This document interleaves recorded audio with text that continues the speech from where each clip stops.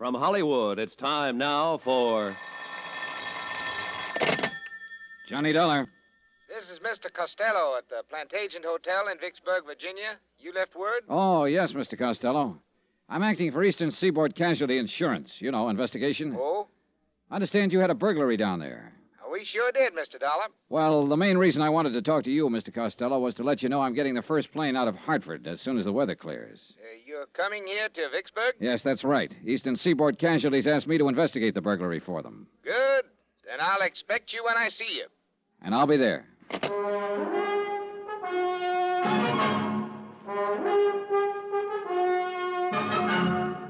Tonight and every weekday night, Bob Bailey in the transcribed adventures of the man with the action-packed expense account, America's fabulous freelance insurance investigator. Yours truly, Johnny Dollar.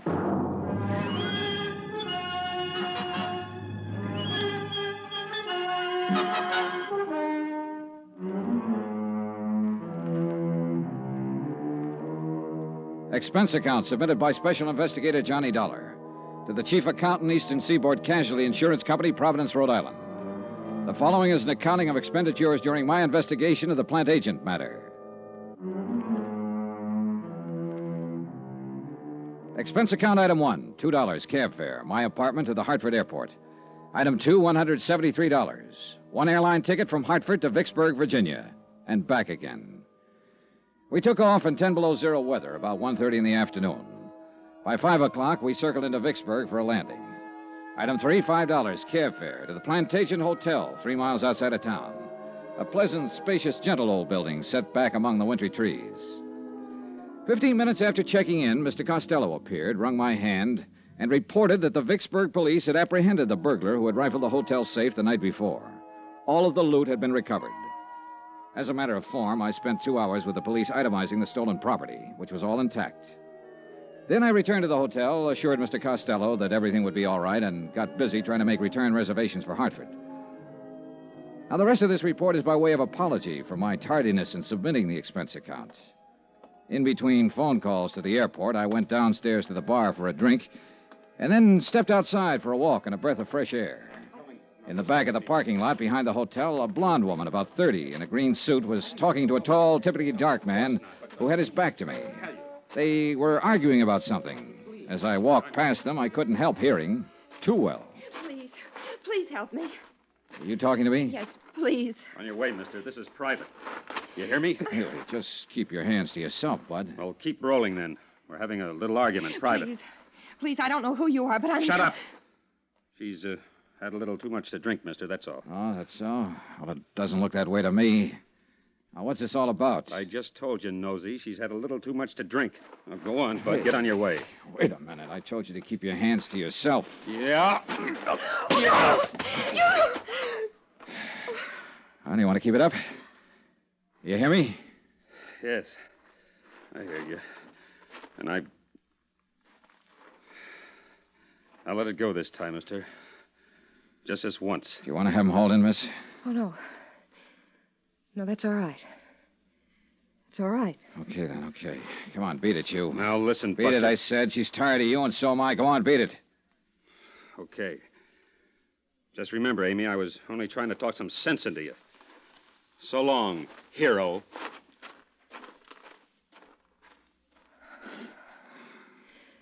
Thanks. Thank you very much. That was awfully kind of you. Okay, did he hurt you? Yes. Where it hurts the most, I guess. I'll never get accustomed to being disappointed in people. Oh, well, he didn't look like your type anyhow. So why don't you just... Oh, I'm sorry. Hey, look now. This is just the end of everything. Everything. Yeah, I know. Well, maybe it looks that way, but maybe it isn't. I'm sorry. I'm very sorry to have caused you all this trouble. Oh, that's okay. It must look rather cheap and dingy. I mean, I don't know what I mean. Well, look, let me ask you something.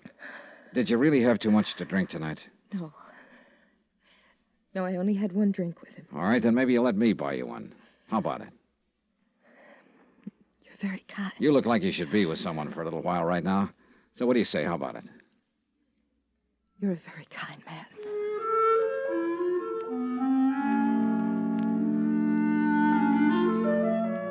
that's the way it began, in the parking lot outside of the Plantagent Hotel in Vicksburg, Virginia.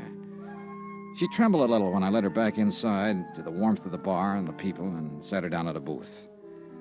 Looking back on it now, I guess we had a rather strained, one-sided conversation. She did all the listening and seemed preoccupied with her problems, whatever they were.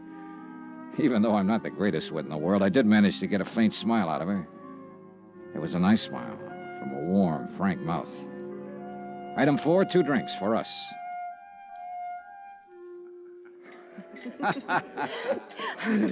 That's cute. Hey, see there?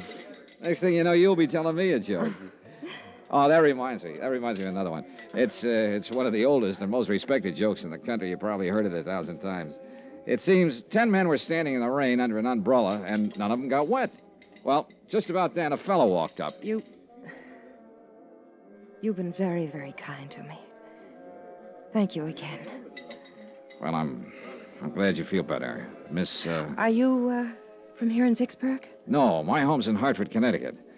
I flew down here this afternoon on business. I'm waiting for a flight out. Oh. What's your name? Johnny Dollar. Thank you again, Johnny Dollar. Hmm? Thank you for not asking me my name. For not asking me about the man in the parking lot. For not asking me to explain what my trouble is. Thank you, Mr. Dollar. And thank you for sitting here with me this little while and trying to make me laugh. You really feel all right now, huh? Yes, I think so. Good, that's swell. Because I wouldn't want to let you go if I thought you were going to step outside and start crying again. No. No, I won't do that. I promise. You sure? Positive.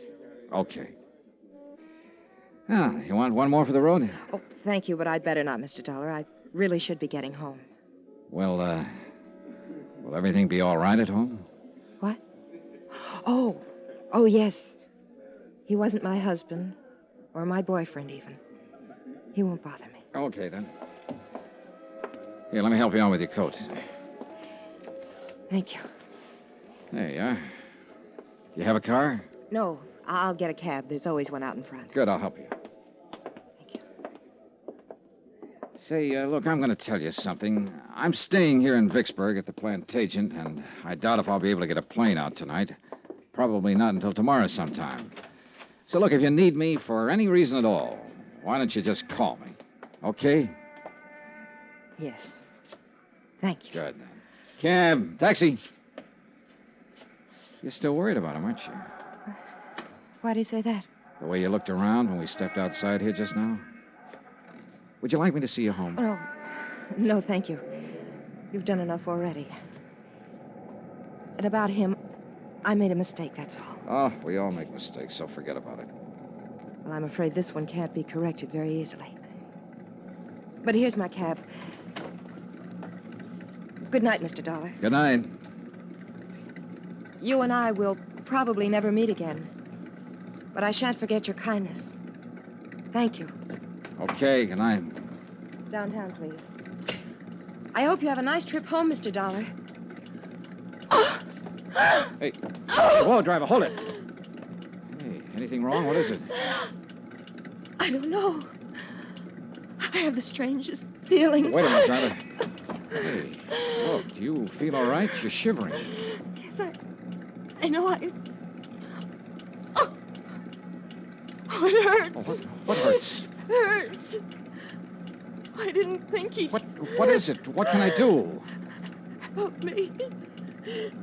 Please, Mr. Dollar. Help me. Let's go, driver. She fell back across the seat of the cab, writhing with pain. I took her in my arms and tried to find out what it was, but by that time she wasn't able to speak. In another 10 seconds, she was unconscious. The cab driver delivered us to an emergency hospital 5 minutes later. They carried her in through the ambulance entrance. I let the driver go and waited around the desk to see if I could learn what happened. Just waited. Vicksburg emergency. Waited. One moment, please. Go ahead, please. Vicksburg emergency. Not at this time of the night, sir. You'll have to call first thing in the morning. I'd suggest any time after 7:30. Yes, sir. Yes? Hey, look, would it be all right to go back and talk to the doctor now? I'm afraid not, sir. Well, could you bring him out here? I've been waiting for quite... I'm sure he'll be out in a very short while. He knows you're waiting to talk with him. I thought maybe he forgot me. No, sir. I just want to make sure she's all right. The doctor will be out. Vicksburg emergency. Just a moment, I'll connect you. Go ahead, please. Has she had many of these attacks, sir? Oh, I don't know. I just met her. Oh. Well, if you'd like, we could call you at home and let you know how she is. This isn't my home. I'm on my way out of town as soon as I can get a plane. I'll wait. Certainly. Excuse me. Yes, doctor. Yes, he's right here. Yes, sir, thank you. The doctor will see you now, sir. Good, thanks. End of the hall, room 111. Okay, thank you. I don't know what it was or why that hallway looked so long to me. Call it an old-fashioned premonition or what have you. That's what I had walking down the hall to see a doctor about a girl I'd known only a few minutes. There were 3 people in the room, 2 doctors in their white clothes and a nurse. I can still see the light burning above their heads, the way they looked tired, exhausted. All 3 of them had been working very hard. Doctor? Yes? Oh, you're the man who was with her. Yeah, that's right. How is she? When did this happen? About a half hour ago, I put her in a cab at the Plantagent Hotel, and she complained of feeling sick. So I brought her here, but she lost consciousness in the cab. I see. Sit down, please. Oh, why? Some papers we want you to fill out, just routine. Oh, Your name, please? Johnny Dollar. And she is Mrs. Dollar. No. Oh, I see. You're a friend of hers, Mr. Dollar. Well, yes. Look, what is it, Doctor? What's the matter with her? I can't exactly tell you that right now, Mr. Dollar. What? Well, now, wait a minute. Why can't We have to contact her family first, Mr. Dollar. This girl is dead. Now, if you're willing to fill out... Picture it. Yourself in my position, I mean. I'd known the girl only a few minutes. I didn't even know her name. Yet somehow I'd become closely involved with her. Too much so, I guess. All I knew about her was that she was someone who had died while asking me to help her. Under the circumstances, what would you do?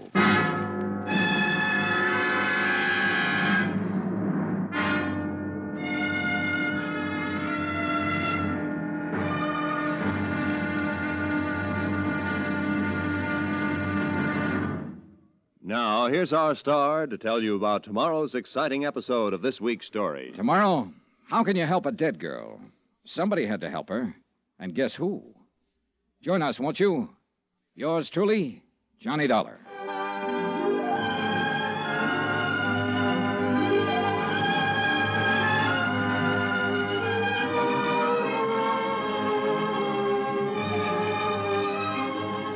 Yours truly, Johnny Dollar, starring Bob Bailey, is transcribed in Hollywood, written by John Dawson. It is produced and directed by Jack Johnstone.